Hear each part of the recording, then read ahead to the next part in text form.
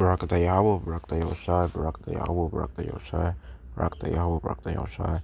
Call William La Adonai Yahweh, Bashem Shamalak Yahushua, Bashem Rakadash, the honors of the apostles and the elders, great millstone, peace, citation, hopeful elect, Shalom. And the title of the video is going to be the reason why women shouldn't join the military. Or this is the reason why women shouldn't join the military. Yeah. So, as you can see, this is the article talking about like why so many military women think about suicide. So it says the suicide rate among women in the military has skyrocketed in the past half dozen years, increasing at twice the pace of male service members, according to research by Rand Corporation. And when compared to civilian women, those in the service are 2 to 5 times more likely to take their own lives. So that within itself shows you that this is the .org websites, and usually information from .org, .edu, those websites are usually like reliable sources, you know, when it's coming to certain information, right? And the reason why I say certain information is because sometimes, like, there's some misinformation even within, like, sites like that as well, especially when given the fact that you have Esau doesn't teach you most of the truth. Like, they will put lies there still, when it's coming to, like, about the what you call it, the overpopulation, all that other stuff, but like I said, those are topics for another lesson. That's for another video.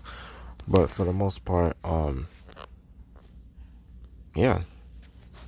And I just want to go a little bit into this. It says Marine Corps veteran Taniki Richard was one of those women. She's now living with her husband and 4 kids in Chesapeake, Virginia. But back in 2011, she decided to end her life and intentionally wrapped her around a light pole outside a Marine Corps base in North Carolina. When I woke up from the car crash, I was on the stretcher and I said, I need help. Richard said, I had 2 children at the time and I was about to leave them behind because of someone I was not ready to face myself. Among many reasons for the dramatic rise in suicide among women in the military, there's one primary cause that stands out: sexual trauma, particularly incidences of harassment, rape while stationed overseas. In Richard's case, sexual harassment and rape, she said, combined with combat stress to push her over the edge. Sexual trauma is a significant risk factor for suicide, according to former RAND researcher Rajiv Ramchand, now with the Cohen Veterans Network. Where am I? While at RAND, Ramchand's research was published in a series of studies over the past 3 years. VA patients who screen positive for military sexual trauma have a higher risk of dying by suicide than those who don't.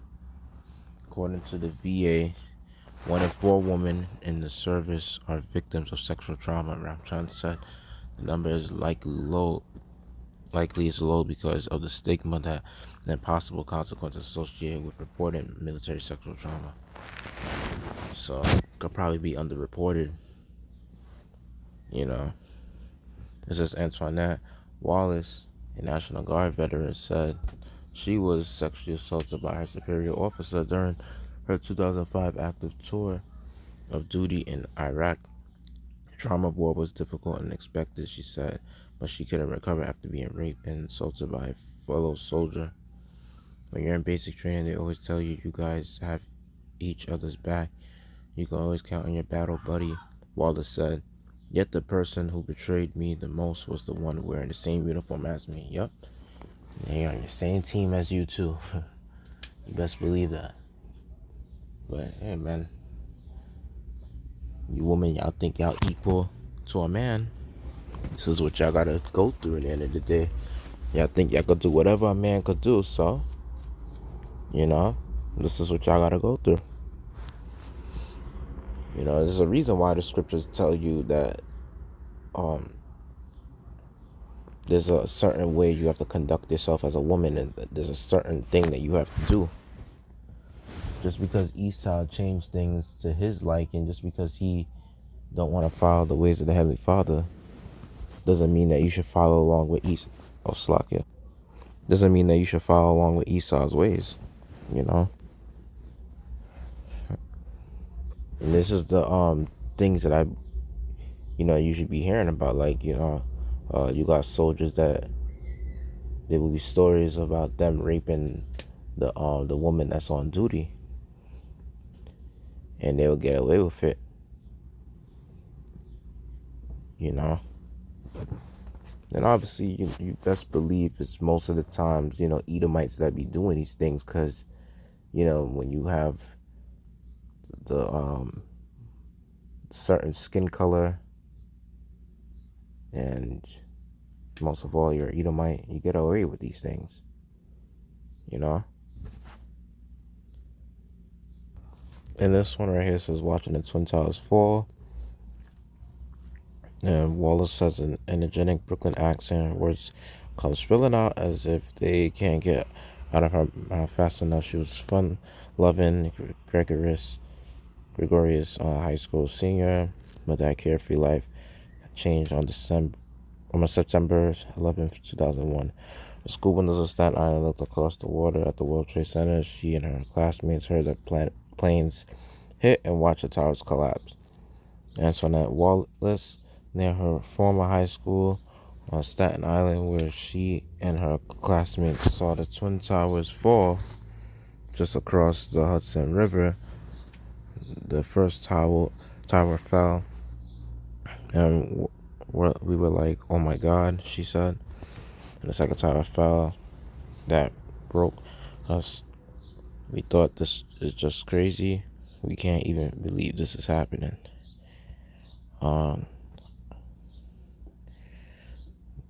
Let me see. I'm just trying to read the most important parts, honestly. So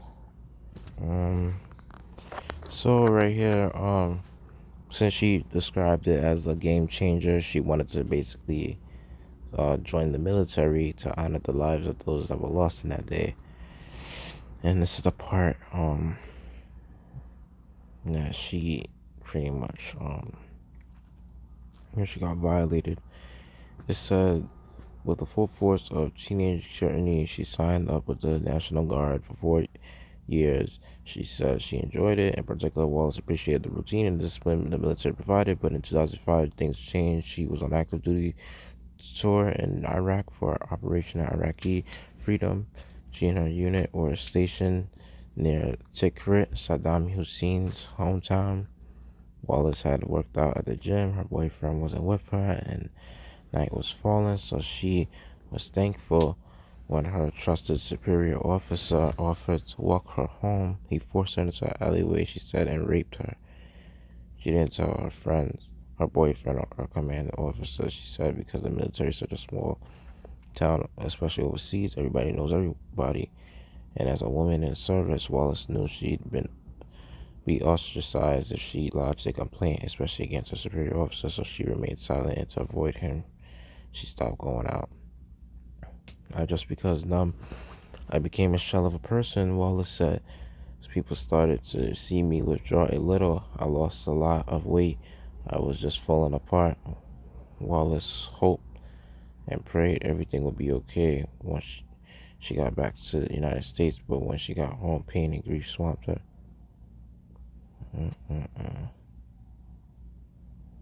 I remember coming home and just telling my parents I was really, really tired. She said I wanted to sleep. I put a blanket to block out the light, and I laid in bed for days and days. Her family and friends knew something was wrong, but Wallace wouldn't tell anyone what happened. I was just trying to hide the fact that I was crying, and I'm so just depressed and felt so lost and lonely. Wallace said. It was kind of like a social butterfly before I left for Iraq. It was not like me to stay home and not answer my phone or not go out with my friends. She was stuck. Her military life felt hopeless. No one knew what was going on with her in civilian life, and she began trying to kill herself.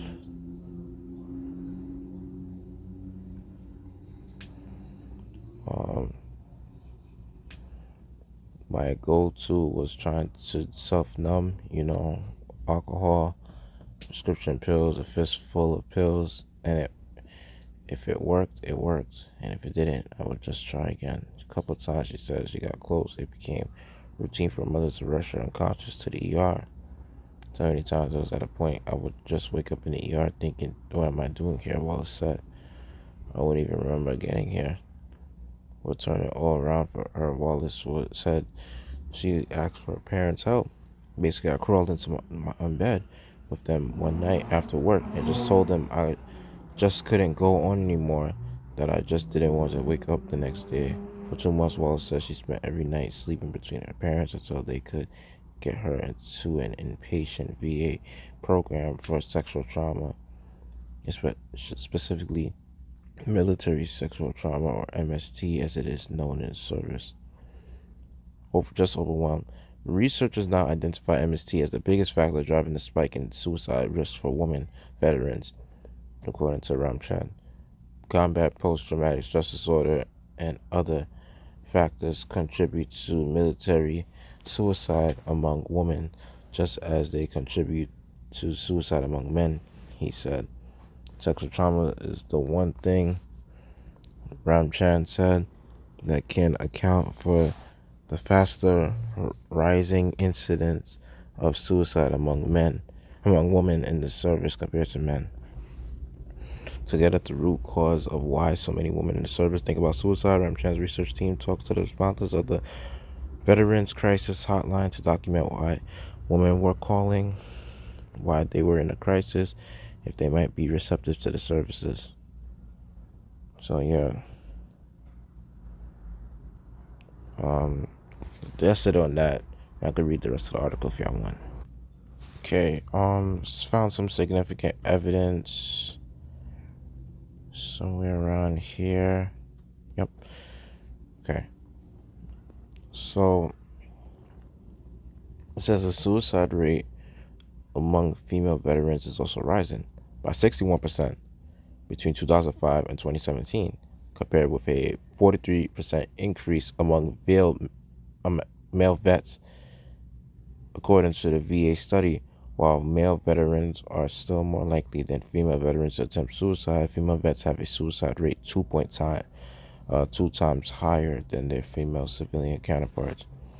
A survey of available literature and research on the health of female veterans found the number of papers increased from fewer than 30 in 2010 to 100 in 2015. Of the 440 papers on the topic published from 2008 to 2015, 302 were VA funded.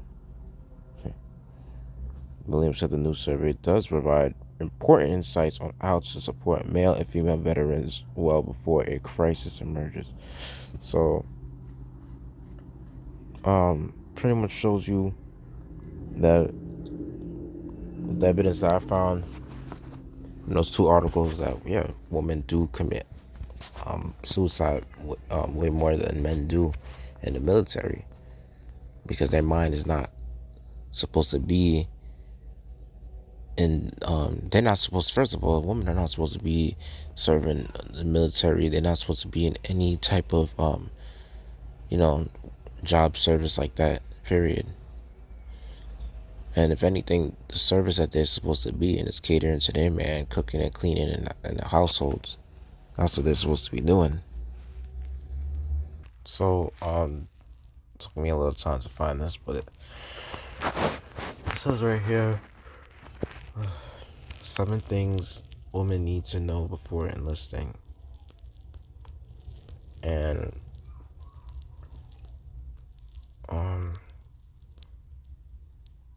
there's some parts that he made, some points that was made in this article, that one of them is sexual assault is a real threat.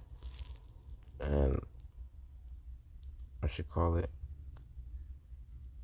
of all the risks to women in the military, sexual assault is the most widely publicized. While male soldiers are at risk, women have a heightened risk in comparison. The risk is highest for those stationed on ships. At some higher risk installation study in 2014, 10% of women were assaulted, and that's only what was reported. At the two most dangerous, 15% of women were assaulted.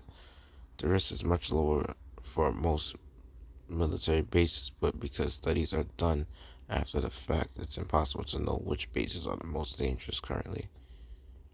In other words, they're underreported. So, all branches of the military have been working to improve these sobering stats, but between 2016 and 2018, the numbers of assaults actually increased. Some of the pinpointed um, factors included alcohol use and off-base parties. Victims also had certain common qualities like joining the military at a younger age and having a prior history of sexual abuse. On average, 1 in 17 civilian women will be sexually assaulted in the U.S. For military ages 17 to 20, the risk is 1 in 8. Around 25% of women reported sexual harassment at some point during their time of service. Experiences like these have an impact on mental health. Um, Women have a much higher risk of injury in certain military roles, and that's true. In close combat positions and others that require ongoing heavy lifting, extreme physical exertion, women are more likely to experience injuries like stress factors and torn muscles. Women are more than capable of holding their own in combat, but the particular physical roles don't come without risk. Pelvic floor injuries are a particular problem related to carrying heavy weights, potentially leading to urinary incontinence and pelvic organ prolapse. Irregular meals have a more pronounced effect. Women are more likely to receive a physical disability discharge. According to one study published by the Army Surgeon General's office, women are 67% more likely to leave on a physical disability discharge due to musculoskeletal disorder. That statistic was also from 2011, before the most intense combat jobs allowed women to apply. Side effects can take years to show up. So it's possible that even women who leave the military feeling healthy will feel the consequences of hard physical labor later in life. Some female veterans have reported issues like osteoporosis, muscle atrophy, low endurance, and infertility, which they believe to be the result of their time in the military. Military careers can be rewarding for women too, as long as they know what to expect. So,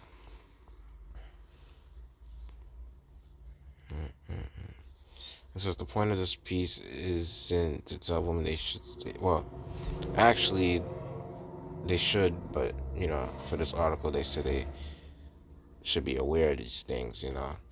That's what they're trying to say. Like the risks. That's the reason why the Most High mostly made. That's why He made men to be fighters, like men to be the ones to be workers, and women to be the ones to just stay in the house to cook and clean. That's how the Lord made it. He wanted it to be like that anyway.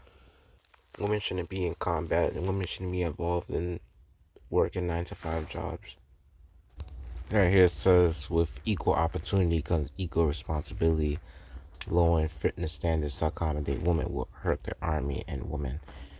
Exactly. So it will pretty much put a downgrade on the performance of the military. You know, when they have more women to basically, uh, join. But that's what happens when you have feminism in the mix. And it says, as the Army's first female infantry officer, I have long awaited the elimination of a gender-based fitness test. The drastically lower female standards of the old Army physical fitness test not only jeopardized mission readiness in combat units, but also reinforced the false notion that women are categorically incapable of performing the same job as men. The new Army combat fitness test promised to alleviate these issues by finally assessing women on the same fitness scale as men and setting minimum physical standards based on branch requirements rather than gender. Wow. However, these gender neutral standards have recently garnered criticism due to an initial ACFT fail rate of 54% among women. Activist groups have raised concerns that the test will disadvantage female service workers. Um, y'all can read the rest of this article. This is too long of an article. This is a shorter article, but it says why putting women in combat is a mistake. Um, as the Islamic State group ramped up attacks around the world, the Pentagon responded by bravely announcing that American women would not be put in direct ground combat, whereupon military intelligence secured a permanent place in the encyclopedia of oxymorons. The, the new decree opens 220,000 military jobs to women, including Army Special Forces and Navy SEALs. They'll be allowed to drive tanks, fire mortars, and lead infantry soldiers into combat and everything else that was previously open only to men, said Defense Secretary Ashton Carter. Commander-in-Chief Barack Obama promised an even stronger military as our armed forces will draw on an even wider pool of talent. Notably missing from the historic news conference was General Joseph Dunford, chairman of the Joint Chiefs of Staff and former Marine Commandant. Dunford, apparently unwilling to ignore experience and empirical evidence, had recommended that infantry and armor positions remain closed to women. The Marines were the only service branch to request the ability to make exceptions to the new rule. There's plenty of evidence that women and men as groups are equal in the demands of combat, even if some women might be and some men might not be. The few and far between shouldn't be the basis for institutional overhaul, though this seems to be more our template for mandates these days. Among the evidence ignored by Obama, Carter, and others are the results of a 9-month field test by University of Pittsburgh researchers who found that all male Marine Corps units outperformed mixed gender units in 93 of 134, 69% group ground combat tasks. This observation is no criticism of military women who are just as determined, courageous, and committed as their male counterparts, but contrary to what our government seems to think, the requirements of combat can't be compromised to meet social goals of gender equality. Likewise, proud assertions that allow a woman in combat is yet another advance for equality akin to racial integration and acceptance of gays is nonsense. Gay men and black men are still men, and the vast majority of women in close combat will never be their equal because of the physical differences, including the fact that men have 40% more upper body muscle mass. Women are at a disadvantage in combat, which often requires long deployments of deprivation and hardship, including toting 60 to 100 pounds of equipment. It also means fighting close up aggressively, pursuing the enemy with the expectation of possible physical contact. Plainly put, women do not have an equal opportunity to survive. If this isn't a feminist argument, I don't know what it is. But many feminists don't recognize it or refuse to for reasons that are understandable if misguided. Being blocked from combat prevents women from rising to the highest ranks. Rather than tweak the rules of promotion, a more sensible approach, the military is placing women where they don't belong and risking military effectiveness. Although Carter said that women won't likely qualify for many of the jobs and that posts will be assigned based on the merit, not gender, only a fool believes this will last for long. How soon before men begin complaining that women are given special treatment? Furthermore, once women are assigned to combat, there will be no argument against drafted women. The catechism of choice suddenly means no choice. Arguments for women inclusion in combat, meanwhile, are from convincing. Often cited is the fact that women found themselves on the front lines in Iraq and Afghanistan against military rules at the time and were killed and maimed the same as men. This seems hardly a case for assigning a job title to justify a mistake. Other problems will present themselves in time, but we already know what they are. When women are treated differently or aren't up to the task, men will resent it, damaging the unit cohesion that's crucial to survival. Exactly.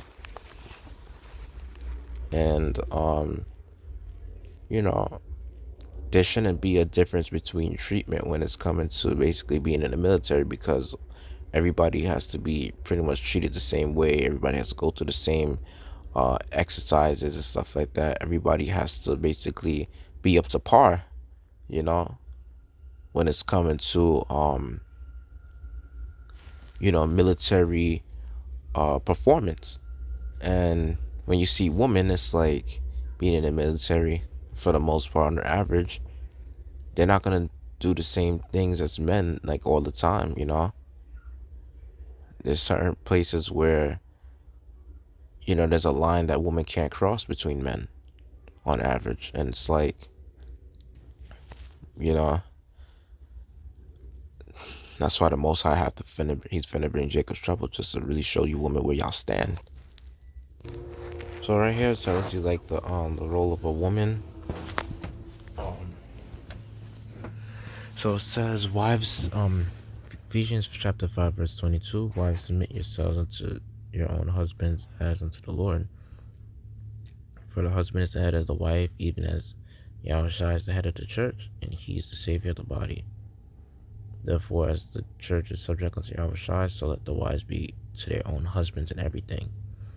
Husbands, love your wives, even as Yasharahla also loved the church and gave himself for it, that he might sanctify and cleanse it with the washing of the water by the word. In verse 33, nevertheless, let every one of you in particular so love his wife, even of himself, though, and the wife see that she reverence her husband. Exactly. So a woman is supposed to be aiming to have a husband, right? And she's supposed to basically be submissive to him and respect him, you know? She shouldn't be talking back and anything like that. And for the most part, she's supposed to be housekeeper. And most of all, this is pretty much the last scripture. It says Titus chapter 2, verse 3 to verse 5. The aged women likewise, that they be in behavior as becometh holiness, not false accusers, not given to much wine, teachers of good things, that they may teach the young women to be sober, to love their husbands, to love their children, to be discreet, chaste, keepers at home, good, obedient to their own husbands, that the word of Yahweh be not blasphemed. Right. And one point I wanted to make was that I remember it was one year, one of my years in college, during my sophomore year, pretty much this girl that I was dating at the time, she she told me that she's in the military, right? And that's what she told me. Like, she's doing it for a year, before she goes back to college again. So pretty much, like, I think it was by last semester she started to join it or whatever, and she claimed that she's gonna go back to college, like, this August. But yeah, pretty much like a lot of women, they need to understand that this is your role in the Bible. But when it's coming to Esau feels like he could change every damn thing, and these women thinking that because things have changed, they think that the Bible has no significance like the Old Testament. You know what I mean? You know, Esau makes a society contrary to what the Most High already set up. And it's like a lot of people are gonna have to understand in these times, like everything's going back to the way it was before. So however the Most High set it up from the beginning, that's how it's gonna be forever. You know, in Jacob's trouble. Basically when Yahushua comes back, you know, he's gonna fulfill that order.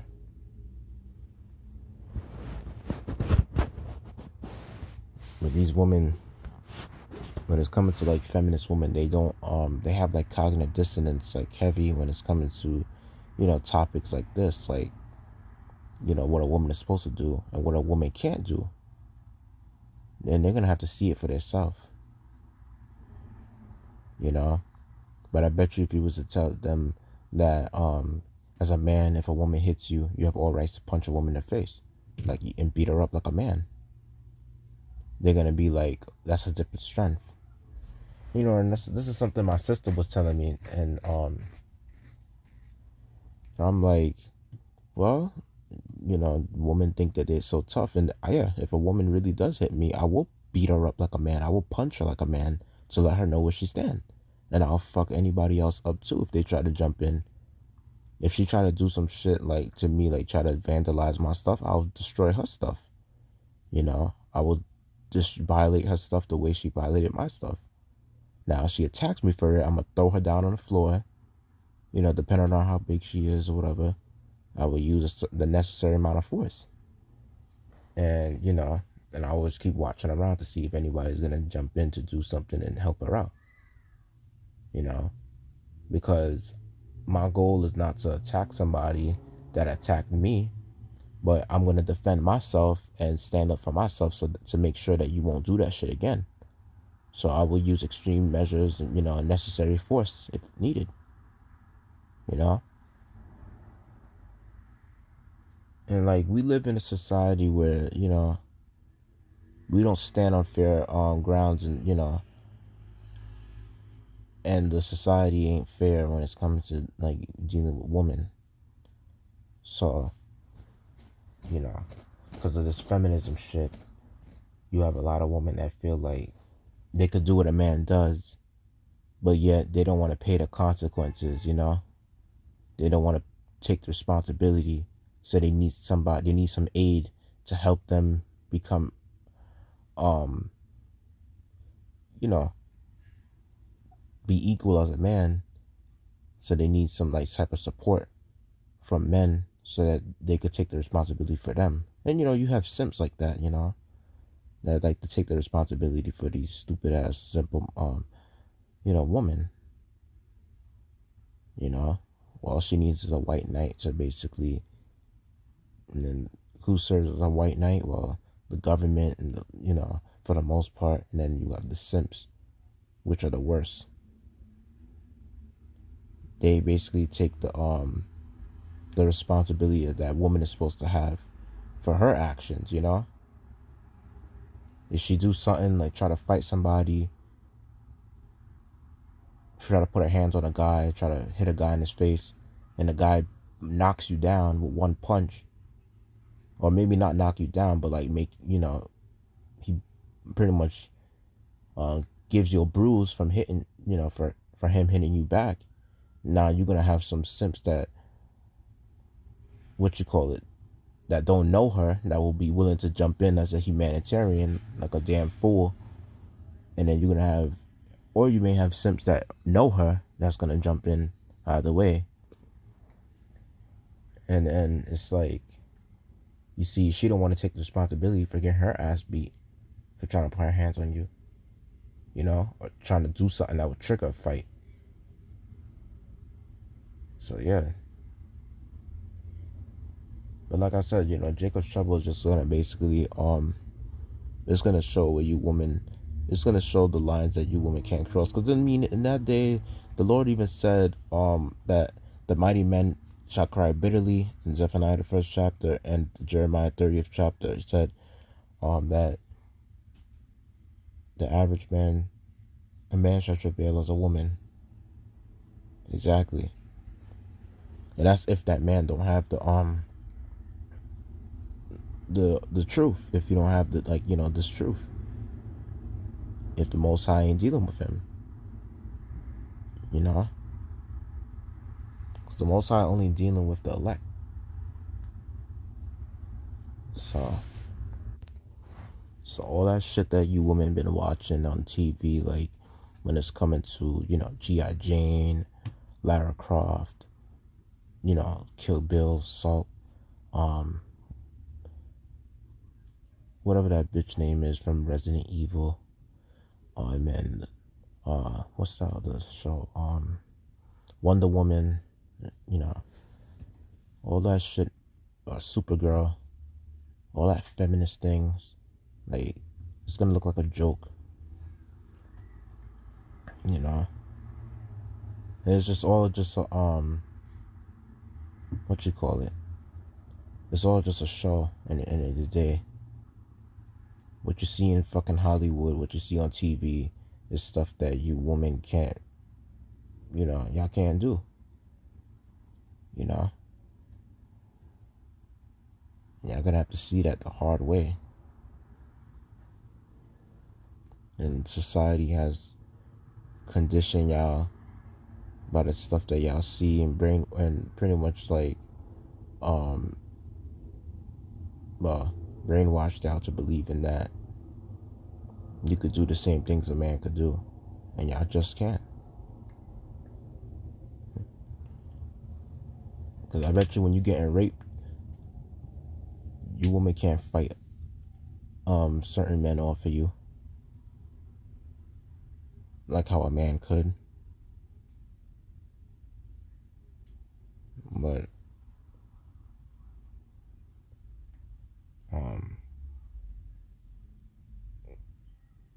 that's why you go by. That's why when it's coming to like women are just like, they're naturally like kids in the mind in general. Y'all are spiritually kids. Y'all are just like, no matter how old you get, and the older y'all get, y'all just are overgrown kids in general. And that's your nature. Because y'all need a man, which is y'all head, to think for y'all. Just like how a man needs Yahawashi, and Yahawashi needs Yahweh Bashem Yahushai. Because Yahawashi is considered as the creator of everything, because he did create everything. If you read the book of Colossians, first chapter, and the creator of everything has a creator, which is Yahweh Bashem Yahushai. And he gave his son Yahawashi to now just create all things. And basically, Yahawashi is our head, and a man, mainly talking about the men of the Lord, is the head of woman, So it's an order. And you women don't think by logic. Y'all don't go by logic like how a man does. Y'all go by how y'all feel. There may be some cases where, okay, y'all do go by a certain logic when it comes to certain things. But most of the times, y'all go by what y'all feel. And that's not how it works, When the Most High mentions something's supposed to be a certain way, y'all think just because y'all see this or that, this is how y'all feel it's supposed to go. No, it's not like that. Just like how in the world before brothers was converted to the truth, how we felt, oh, it should have been like this, should have been like that. Nah. Nope. It's the way the Most High says it goes. And if you can't like it, if you don't like it, oh, that's too bad. But who made the lesson edifying? I end it right there. I'd like to give all glory, praises, honor to Adonai, Yahweh, Bashem, Shamalaki, Yahushua, Bashem, Rakakadash, double honor to the apostles, to the elders, millstone, precepts, teachers, the whole elect, Yahweh, Bashem, Yahshua, Shalak, Rayam, Adawam, Yam, Wagabayam, Wa, Bababo, Shalom.